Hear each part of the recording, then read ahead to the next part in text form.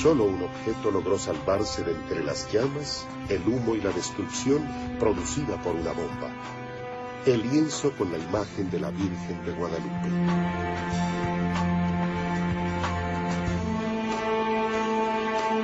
Cuenta el relato guadalupano que este lienzo fue plasmado por la propia Virgen María de Guadalupe en diciembre de 1531, como prueba milagrosa de su aparición al indio Juan Diego en el Cerro del Tepeyac, en los alrededores de la antigua Ciudad de México.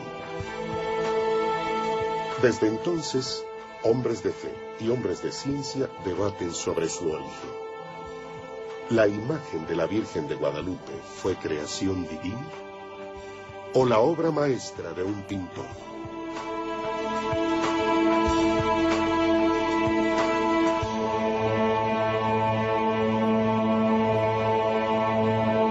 Para millones de católicos, la imagen de la Virgen de Guadalupe es la materialización de un milagro y objeto de veneración.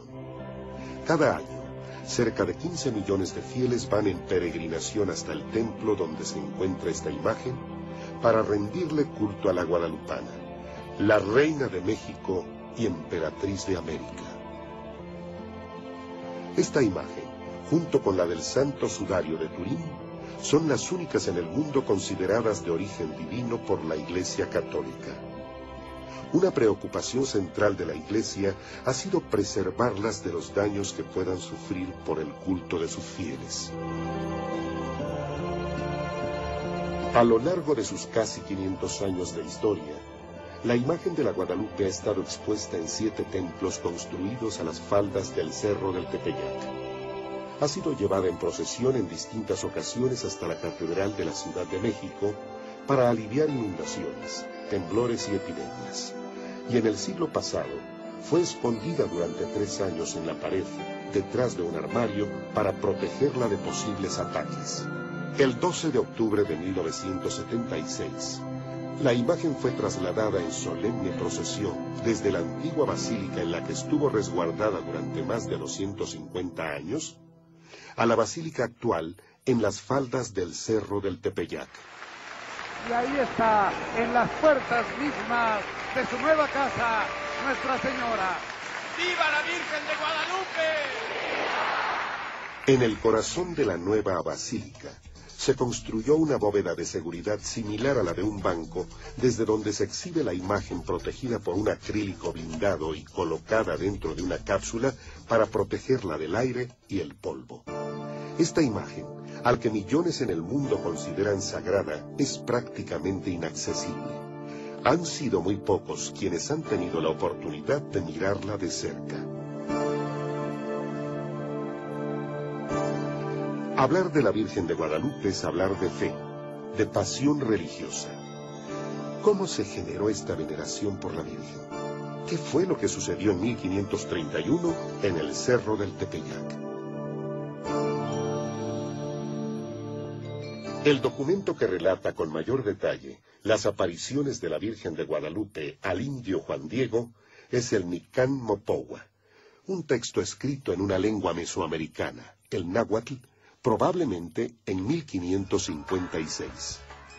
Cuenta el Micán Mopohua que el 9 de diciembre de 1531, María, la Madre de Dios, se le apareció al indio Juan Diego en el Cerro del Tepeyac, pidiéndole se le construyera un templo en el sitio donde se había aparecido. Juan Diego contó lo ocurrido al primer obispo de México, Fray Juan de Zumárraga, quien le exigió pruebas de la aparición. Al contarle Juan Diego la respuesta del obispo a la Virgen, ésta le pidió que cortara unas rosas que encontraría milagrosamente en la cima del cerro y las llevara a Zumárraga. Juan Diego regresó con el obispo y le relató lo ocurrido. Como prueba, extendió su ayate cayendo las rosas y dejando al descubierto la imagen de la Virgen de Guadalupe plasmada en su tilma. El relato de la aparición de la Virgen de Guadalupe a Juan Diego ha sido tema de un largo debate. Algunos desean probar que la aparición fue un hecho y que la imagen que se venera en el Tepeyac es una obra divina. Otros sostienen que no hay evidencia suficiente que permita sustentar la aparición, y se atribuye la creación de la imagen de la Virgen a un pintor novohispano de la temprana etapa colonial. El debate se remonta al origen mismo del relato, el Nican Mopogua. Nican es adverbio, aquí. Mopogua es verbo, se cuenta. Lo escribe un indio a mediados del siglo XVI, que capta la defensa de su gente respecto del acontecimiento guadalupano. El Nican Mopogua es adjudicado a Antonio Valeriano, un noble indígena erudito y gobernador de la Ciudad de México. Se estima que el documento fue escrito entre 1560 y 1570, 30 años después de la aparición de la Virgen. El Nican Mopogua debería ser un documento más que suficiente para probar las apariciones, porque está todo hecho con tanto detalle, con tanto cuidado, que parece imposible que pudiera ser una falsificación posterior. Javier Nogués, historiador del Centro de Estudios Históricos del Colegio Mexiquense AC, ha dedicado más de 15 años a la investigación de los documentos históricos sobre la Virgen de Guadalupe. Es el documento más importante, más largo, el que se ha convertido en lo que yo llamo la versión oficial, no la única, pero la versión oficial. Es un documento que lamentablemente todavía no sabemos sobre su origen. Sin embargo, algunos investigadores mexicanos y extranjeros consideran que es un documento que se escribió después de la segunda mitad del siglo XVI. Si suponemos o si nos vamos con el asunto de que la aparición fue en 1531, creo que un documento que se escribe muchos años después no puede ser considerado como un documento histórico. Aunque el documento original del Nican Mopogua nunca ha sido encontrado, se sabe que apareció publicado por primera vez en 1649. Si había sucedido un gran acontecimiento en 1531, ¿por qué desapareció de los documentos históricos por más de 100 años? Durante este periodo, conocido como el siglo del silencio, las menciones de las apariciones fueron escasas.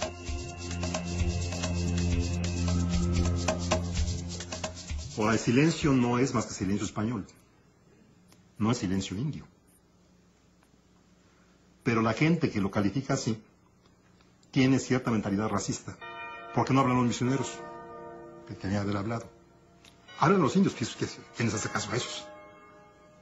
Otro elemento que contribuye a ahondar las dudas sobre el siglo del silencio es la inexistencia de testimonio alguno por parte del obispo Zumárraga, testigo principal del milagro.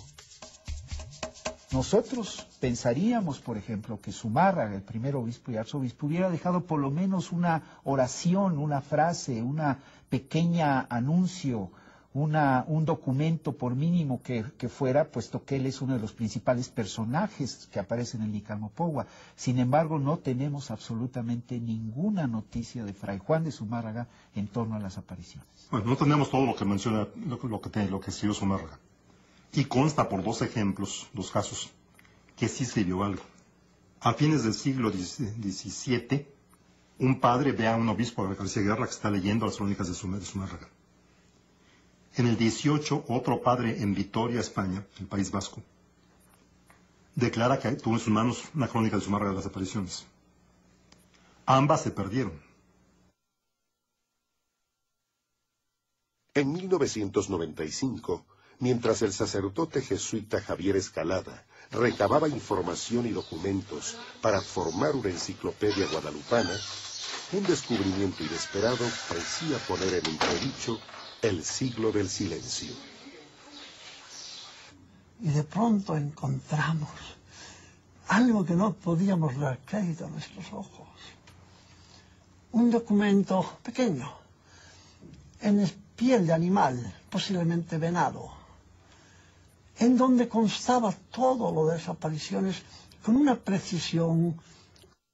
La aparición de este documento causó gran júbilo en aquellos que tuvimos el privilegio de estar cerca de él, porque parecía ser la piedra de toque con respecto a la gran discusión que emana entre antiaparicionistas y aparicionistas, que como usted sabe se centra en la ausencia de documentos en el siglo XIX.